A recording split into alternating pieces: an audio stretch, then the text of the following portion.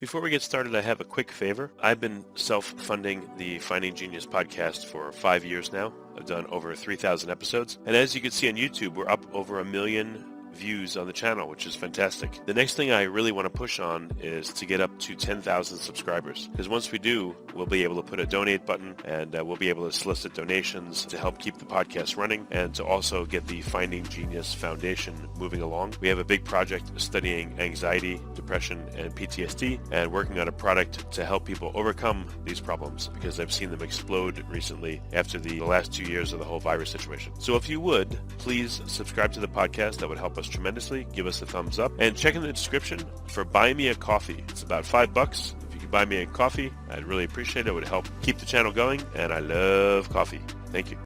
Forget frequently asked questions. Common sense, common knowledge, or Google. How about advice from a real genius? 95% of people in any profession are good enough to be qualified and licensed. 5% go above and beyond. They become very good at what they do, but only 0.1% are real geniuses. Richard Jacobs has made it his life's mission to find them for you. He hunts down and interviews geniuses in every field: sleep science, cancer, stem cells, ketogenic diets, and more. Here come the geniuses. This is the Finding Genius Podcast with Richard Jacobs. Hello, this is Richard Jacobs with the Finding Genius Podcast. My guest today is John Oertle. He's working on genetically targeted fractionated chemotherapy called GTFC and chemoimmunoprecision injection, CIPI. He's the Chief Medical Director at Envita Medical Centers, ENVITA. So welcome, John. Going to talk about what you do there. Hey, it's a pleasure to be able to be with you today. Yeah, well, what I just said that you do is sounds very technical. Before we get to that, just tell me a bit about yourself, how you got to Envita, and then we'll go into the technology. Yeah, great. So a little about me. I'm the Chief Medical Director at Envita Medical Center. We're a center of excellence for cancer and really difficult to treat chronic disease and neurological and autoimmune diseases. I think we're going to focus specifically on our cancer program we have today with those technologies. But yeah, we live out here in beautiful Arizona. At least it's beautiful this time of year. Not so much always. But yeah, it's beautiful out here. And I've been, born and raised out here in Arizona. Have a wife and 5 kids, and they keep me busy, and the practice is thriving. We've got 35 docs in our practice, and I oversee the medical care and the technology that we bring on into Envita, and we focus on outcomes. We focus on being able to treat people and get them well. And so it was founded by Dr. Dino Prado 25 years ago, and he's the CEO of our company, and he continues to be able to grow and expand the actual work we do. But when it comes to, it's always been about the focus of the outcomes to be able to get these difficult to treat diseases and getting patients well and back to their families. And so to be able to share with some of the technology that we have to be able to do so. Okay, well, within the cancer world, you said that's a focus. Are you treating rare cancers, liquid cancers, solid tumors?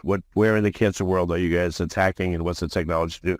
Yeah, great. So yeah, we treat solid tumors at Envita in our Center of Excellence. 80% of our patients come outside of the Arizona, and 20% actually come from across the world to be able to come to our Center of Excellence in Scottsdale. And what we do, it's a unique to be able to treat. We do treat, again, very common breast cancers, but we also treat really rare genetic diseases as well, more of a unique cancers or even undiagnosed primary cancer tumors. And the way that we do it, though, is very unique. It's actually working on the genetically targeting the actual treatment to the actual patient specifics themselves. And this is a part of what we do. We'll talk about the GTFC, or the genetically targeted aspect of that cancer, the chemotherapy treatment, because where we're unique is that instead of just a one-size-fits-all approach to a cancer patient, which is actually what happens actually right now currently in our society, is that people are getting, even if you go to some of the best leading medical centers nationwide, you're still getting a one-size-fits-all medical oncology approach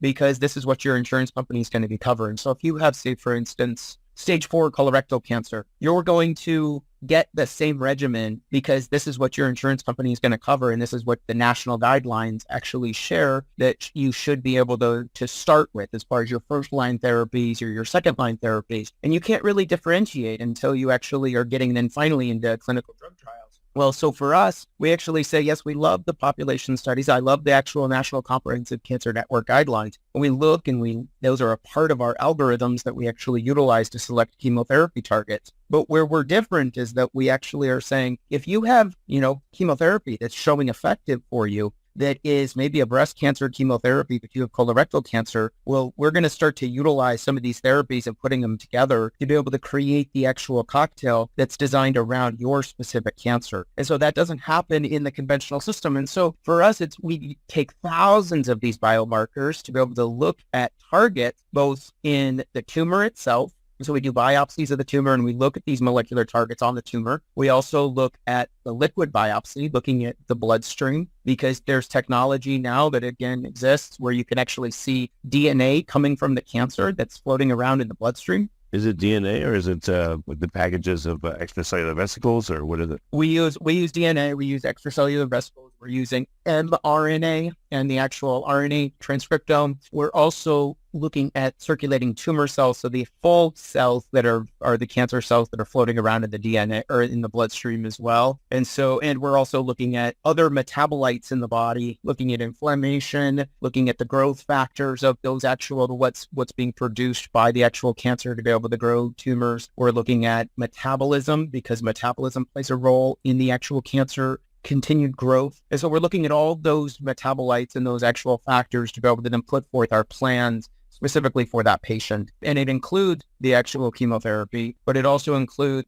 maybe, say, for instance, non-chemotherapeutics as well, because they're having certain targets, like being able to utilize other medications off-label, vermectin, doxycycline, celecoxib, or Celebrex for anti-inflammation. Out of all these factors, I would think there's a few that are probably very important, and other ones that maybe are more fine-tuning. What are you able to say which biomarkers or which factors have a big part in the algorithm and why? Yeah, we do. It's interesting because we're continually finding and we're refining our own data as well. So when we collect the data, we're actually continuing to find which ones have more clinical relevance than others out of those thousands. What's interesting, though, is that it is really a dynamic of, there's some chemotherapy, even something as far as, so I'll give this example because, again, break it down as far as, something as simple as HER2 positivity. So if you have breast cancer, you're going to get the targets of estrogen receptor positive, progesterone receptor positive,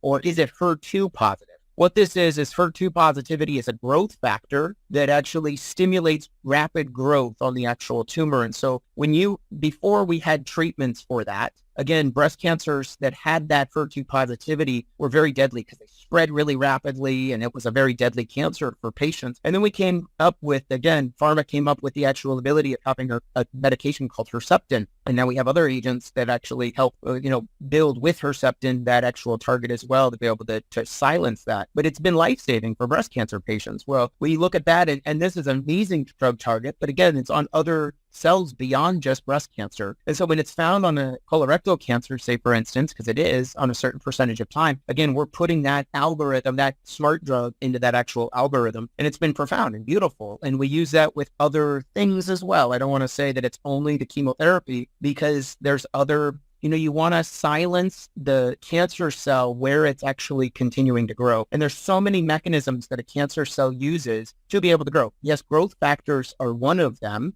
or that endothelial growth factor, that HER2 positive is just one of those many agents. But there's also these other ways that a cancer cell likes to invade and grow and find a way around. And this is where, again, when you don't have chemo agents that actually target all those ways that a cancer likes to be able to find a way to get around treatment. And one of them, say, for instance, is a molecule called MMP9. This is a molecule that takes that extracellular matrix and continues to be able to create inflammation. And it has a poor prognosis if this is present. And one of the best ways to be able to silence that is through, like I said, celecoxib or the Celebrex, which is the anti-inflammatory medication. And so this is where if that's there and you don't have a chemotherapeutic that actually targets it, you can use these other off-label medications that actually target that. We also use other natural agents as well that, again, maybe there's not another full therapy that actually, chemotherapy other medication. And so this is where you go into the more of the natural world and you see things like curcumin or quercetin that have other targets for these other therapies as well. What's interesting about those natural agents is the fact that, again, that these are not going to be a one-size-fits-all, because what we do is we put these natural agent targets into our program, but only if you have targets for it. So where a lot of people are saying, again, really excited about curcumin being a therapy for cancer. And I always like to be able to caution, to be able to say, well, does it work with the drugs in which you are being prescribed? And then two, is it actually a therapeutic target for your specific cancer? Because not all cancers respond to curcumin, but some do have specific targets that you can actually benefit. It's interesting when sometimes people have resistance to chemotherapies, even with like a cisplatin resistance, which is a platinum-based chemo, and you're starting to find resistance. There's actually some data where you have a specific biomarker target it's a miRNA. It's a factor that's starting to be able to show that the resistance of the cancer is starting to build to cisplatin or to this chemotherapy that the body has been given. It was sensitive and now it's building a resistance pattern. Well, then you can start to give curcumin that starts to be able to turn it from being resistant to becoming sensitive again. And it can turn on an agent that was, showing resistance patterns that the body's now, again, it's now starting to be able to respond because you've been catching it in real time.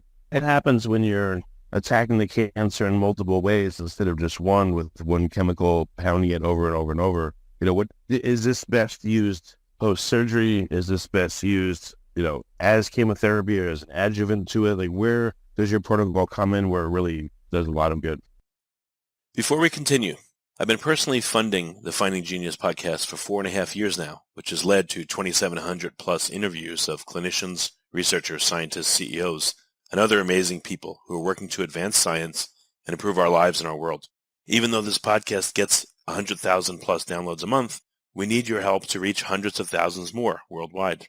Please visit findinggeniuspodcast.com and click on Support Us. We have 3 levels of membership from $10 to $49 a month, including perks such as the ability to see ahead in our interview calendar and ask questions of upcoming guests, transcripts of podcasts you're interested in, the ability to request specific topics or guests, and more. Visit findinggeniuspodcast.com and click Support Us today. Now back to the show.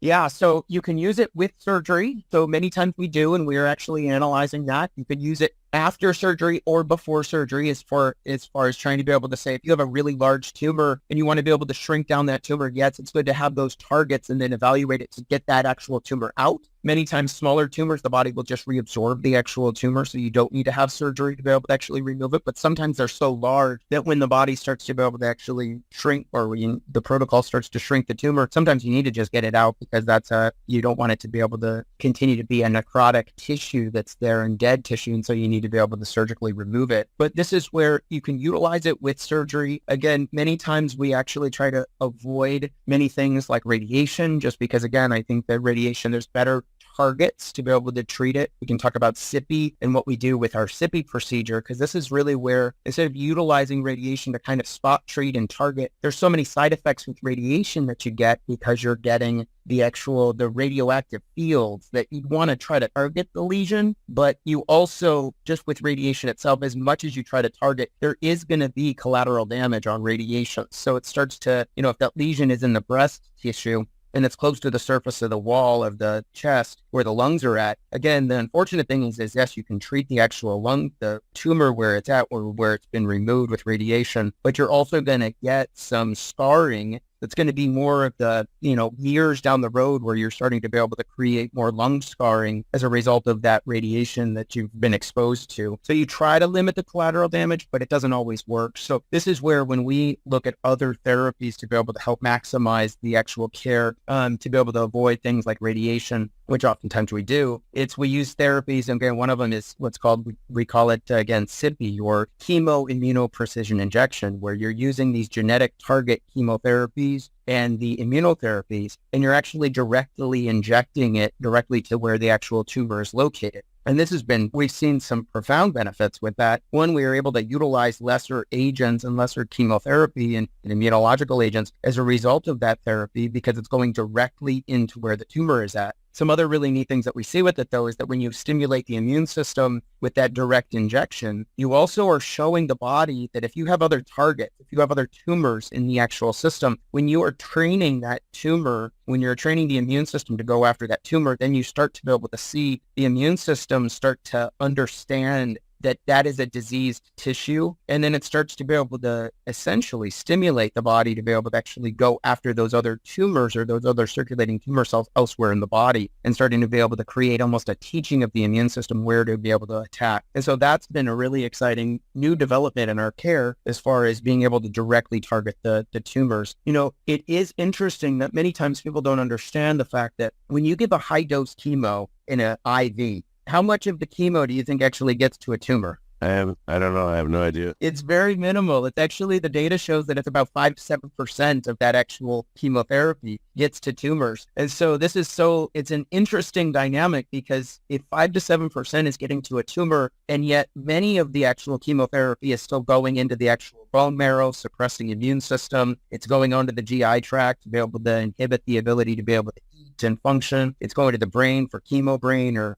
heaven forbid, it goes to the actual heart to be able to create cardiotoxicity. This is where we start to be able to do minimum dose. And that's really where, again, you start to be able to see even with what we talk about as far as, yes, it needs to be genetically targeted, but it also we can use a fractionated dosage of it. So we can give a minimal amount of dosage of that actual chemotherapy directly delivered, where you get 95 to 100% absorption of the tumor, and you don't have those other symptoms and side effects of having so much chemotherapy that it's going elsewhere without actually killing the cancer. And so it's been beautiful. It's been, a really profound way to be able to treat these stage 3, stage 4 cancer patients, to be able to see that these options exist. I'll give you this example. I was going to say, it's unfortunate to see we have so many cases that sometimes they'll be referred to hospice to be able to say, well, I had a 70-year-old male a couple of years ago who was referred to hospice. And he said, again, there's nothing more that I can do.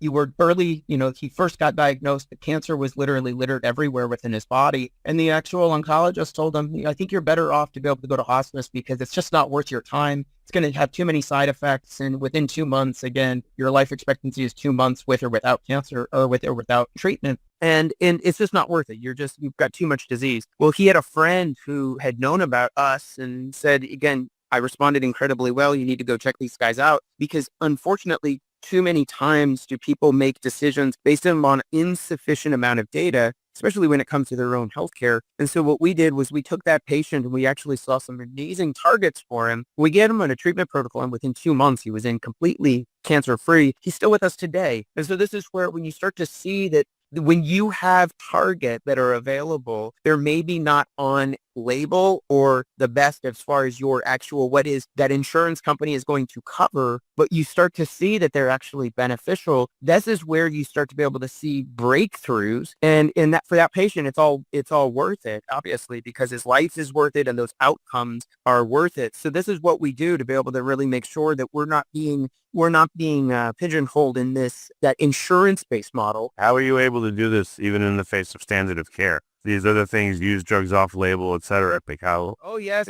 One of the things we do it because, again, Arizona is a very free state for medical freedom. And so we actually have specific licenses for integrative practitioners and the ability to be able to actually practice legally here in the state of Arizona. And that's one of the reasons that we're located in Scottsdale, Arizona, is that we have that freedom to medical practice with patient consent and be able to actually inform patients. The other way that we're able to do it is we do cash pay practices for the last 25 years as we've been building these programs. And we also have gone into actually building our own. Again, we have various insurance plans that utilize self-funded companies, because what we also found in 2020 is that when it came to cash pay, we were doing all this work and we had these outcomes. And yet what we were seeing is that when we actually ran the data for cost, we actually found that in third-party actuarial data, when compared to the conventional standard of care model, we were actually half the cost of the conventional standard of care model. In that case that I was sharing with you about the lung cancer patient, again, if he were to go through his therapy, it was about $800,000. With us, it was $150,000. So you saw that actual strong amount of discounted. And it's expensive for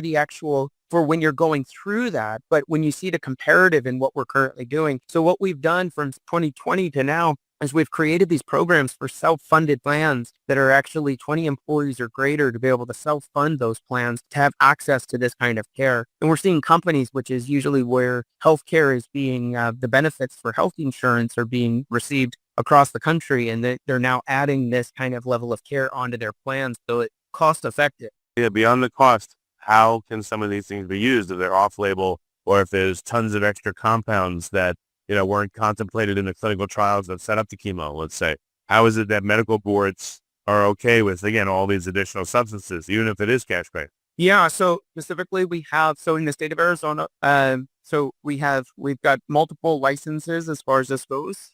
So boards, when it comes to off-label utilization, we're all within the actual scope of our actual license, in which, at Envita, we have a very much an integrative team of MDs, DOs. We've got naturopathic physicians, nurse practitioners, and we have a lot of pharmacists on our team as well. But we also have a license that's here in the state of Arizona that allows MDs and DOs to be able to pursue integrative medicine. And this is called the MDH licensure, the Medical Doctor of Homeopathy license, that actually is an integrative medical license. And so that's why in the state of Arizona, it's a very powerful state for the ability to be able to serve and treat patients. And it's legal to be able to treat people with off-label use medications with informed consent. So that's really, again, the model that we pursued here at and in our Center of Excellence and seeing the results. Oh, that's excellent. I guess this is maybe a small example. I spoke to a fellow that instead of using just, let's say, tamoxifen, for certain cancers, he would use extracts of the actual plant that tamoxifen comes from. And he said there was like 17 additional compounds. And when they would administer that, for instance, it had better effect than just tamoxifen alone. So it sounds like you're doing that, but writ large in a lot of different areas and, with a lot of different adjuvants and natural compounds as well. Yeah, I think you're absolutely right. I mean, it's a very similar approach as far as that goes, but it goes so much deeper, because obviously that's just if you're thinking about it from a natural standpoint, trying to be able to go to the natural ingredients that cause that they made their pharmaceutical companies from. And I think that's about 80% of our pharmaceutical companies come from herbs and from botanicals from our environments, right? But again, this is where it's more than that, because it's just saying, again, I want to know. I don't mind pharmaceuticals. I love the pharmaceutical aspects when they actually have the best approach. Sometimes there isn't a pharmaceutical that does this, so you have to go with more of a natural agent to be able to actually silence that. Then the question is when you do that and you're silencing those actual molecules, then you want to actually, it's good to be able to do it on paper, but you actually want to get those molecules specifically to the tissue of target, whether it's the GI tract not absorbing it well. So you try to be able to look at how do you actually increase absorption across the GI tract, or if you do it to be able to actually get it targeted specifically to those actual locations of the actual tumor so it can be assimilated and utilized by the actual tumor. I'll give this example. Patrick Shun, who now is the amazing researcher, he did that with the pharmaceutical drug Abraxane, and he did phenomenal. He's now, again, he's the owner of the periodical over in California. And so, but he took paclitaxel and attached an albumin molecule to it to be able to help absorption of the paclitaxel to tumors. And again, it's a medication that he made a lot of money on that actual medication specifically for breast cancer. But again, we need to think deeper into these. I always encourage people thinking deeper into these, the way in which you're being treated, because you do want to be able to not just say, yes, the medication is a good target. That's the first side. Again, we're not even utilizing that in a lot of oncology right now to be able to genetically target it and say, this is the best chemotherapies because I have done the work to see that it's the target. But then once you do that, then you want to see, how do you actually get it? What's the best way to get those targets directly to the actual tumors to have the effect that you're looking for? So again, when patients' health is the outcome and you're looking at that, yes, we want to be able to dot the T's or dot the I's and cross the T's when it comes to the legal and making sure everything is absolutely in the actual ability to be able to do this for patients. But then when you do that, again, you're seeing the outcomes are really reigning supreme. And when you do that, the technology exists. It's just a matter of unleashing it and getting it to the actual patient tabletop. It's really exciting. So are you able to, let's say, put people in permanent remission? Like, how good are the outcomes in some cases? So not everybody, one of the things I always make the claims of is as far as, again, everybody's different. And so when it comes to this, but we've taken, again, these, one of our oldest patient so Dr. Prada started this 25 years ago. And our oldest patient now she started being treated at the same time, that same year that Dr. Prada opened, she's still alive with us today. And so this is where she had colorectal cancer, and she's an amazing advocate. But again, you start to see that, and it's one of those areas where everybody responds differently as a result of unique personalized medicine, and everybody has different biomarkers, targets, immunity, and reasons why. Even oncology, there's different reasons why people have cancer. Maybe it's genetic, maybe it's an environmental carcinogen, maybe it's an environmental infection that's caused the actual cancer. We actually run that and we fully extrapolate that information too. But this is where when you start to be able to see the response, the first thing for a stage 4 cancer patient is you want to start seeing responses. And then you start to be able to look at, okay, now it's getting closer. Now it's getting closer. Now you want to be able to have remission. We've gained remission. And now you want to be able to actually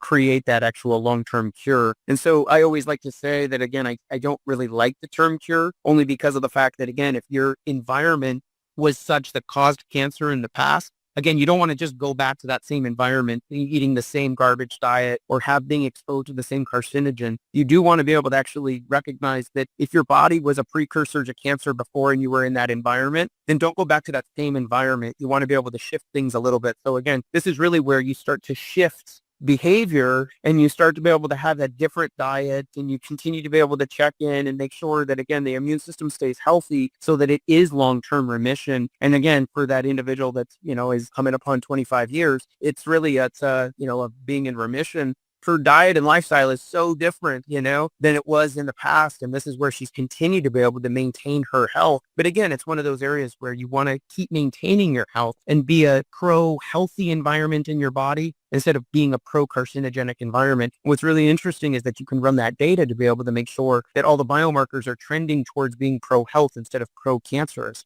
It's really interesting right now in what we do with a lot of our actual companies that come on in that we're managing in their healthcare plans is that we actually also we use the same data and information that we've built over the last 25 years when it comes to these really complex diseases, but we've actually put forward to be able to prevent disease and put forth screeners. So what's really interesting is that when you actually look at the data, you can run your blood work, and instead of just looking at your chronological age, we actually have algorithms that actually look at what is your biological age. So maybe you're 60 years old, but you're running around with a biological age because you've taken care of your body and you've actually done some of this actual work to be able to be 15 years younger in your biological age. Maybe you're 60 years old, but you're living as a 70-year-old, and that's a real concern. And we want to be able to actually do some interventions or diet, lifestyle, and supplementation and recommendations of specialized, whether they be medications or where you're actually seeing these triggers that are creating an elevation in your biological age, to be able to really start to be able to be motivated to bring that down. And that's been huge for some of these employees, being able to have workplace actually being, having a culture that is designed around, being able to lower your biological age and taking your life back. And then you start to be able to feel better and have less sick days and things like that. That's been a real huge thing that we've been doing in the last couple of years. That's been, again, it's been really exciting to me because it's always easier to be able to say it's easier and cheaper to be able to treat disease before it actually gets to the full-blown cancer. Really nice. I feel like that's the movement that I'm really moving forward to. Is it's great to be able to treat cancer patients, but to be able to actually prevent them, you're just able to save so much more cost and improve the outcomes when they don't even get it in the first place. Really neat ways to be able to do that. I was going to ask, is your treatment plans, are they more efficacious in the beginning of someone's cancer if it's caught early, or is it, applied just as well to any stage? Like, what are you seeing with your protocols? Well, it's a great question. And yes, it's always easier when you're, one early stage disease, when it hasn't spread, is always the easiest. That's just easy. I always say, yes, you can cut it out, or we do things to be able to cryoablate it, where, again, maybe you're a candidate for cryoablation, meaning that, like, when you go to the dermatologist, you can freeze it off your skin. What we do is under vaginal imaging, we can actually go in and freeze it off. And then instead of going through a full tumor to be able to remove it, but still you got to figure out where did it come from,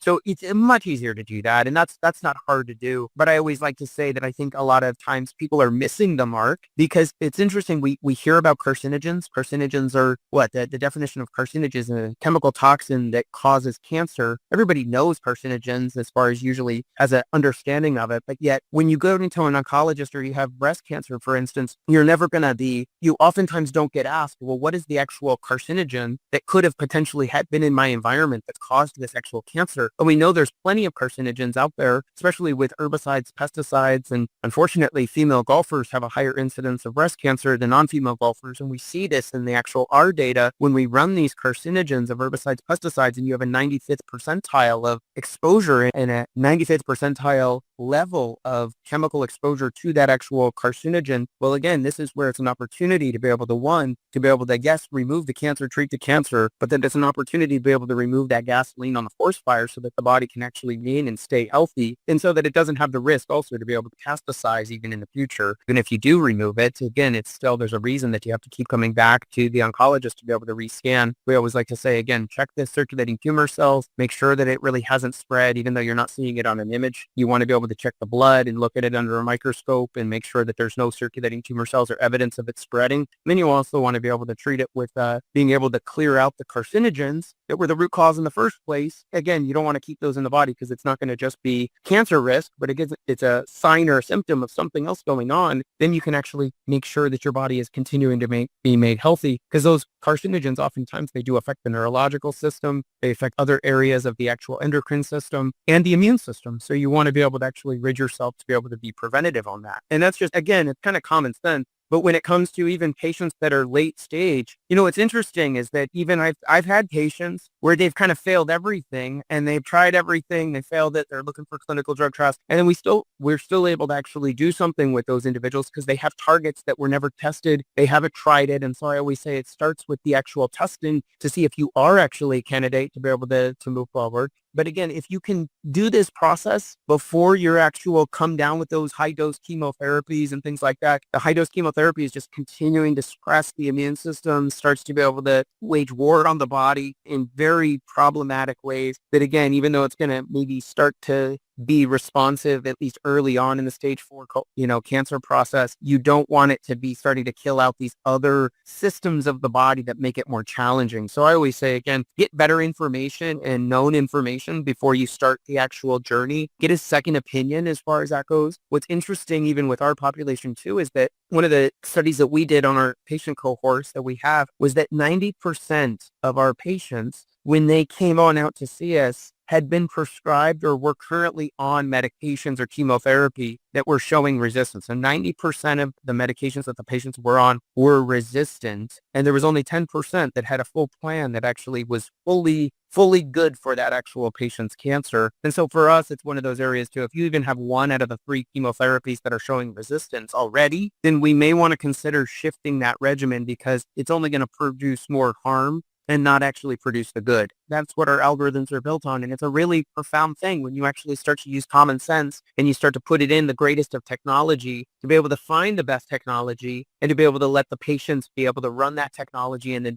build your treatment plans based upon that technology and the actual evidence that you actually find. It becomes very profound. Well, very good. How can people that are listening that, unfortunately are facing cancer themselves or know someone that is, how would they make it to your clinic? Can they go directly? Do they have to go through the doctor? What do they need to do? Yeah, they can go directly to us. And again, the best way to be able to find what we're doing and be able to find our contact information is on our website at Envita.com. That's ENVITA.com, Envita.com. And if they're interested in businesses, being able to look at healthcare costs and being able to reduce down your healthcare costs, and how do you actually do this and have these kind of things covered in your actual healthcare plan, you can go to EnvitaHealth.com to be able to learn more about different ways that we can actually help evaluate your healthcare plan and add in these actual therapies that can improve your employees' overall health and to be able to reduce costs. Oh, very good. John, thanks so much for coming on the podcast. I appreciate it. Hey, thanks for having me. Have a wonderful day. If you like this podcast, please click the link in the description to subscribe and review us on iTunes. You've been listening to the Finding Genius podcast with Richard Jacobs. If you like what you hear, be sure to review and subscribe to the Finding Genius podcast on iTunes or wherever you listen to podcasts. And want to be smarter than everybody else? Become a premium member at findinggeniuspodcast.com. This podcast is for information only. No advice of any kind is being given. Any action you take or don't take as a result of listening is your sole responsibility. Consult professionals when advice is needed.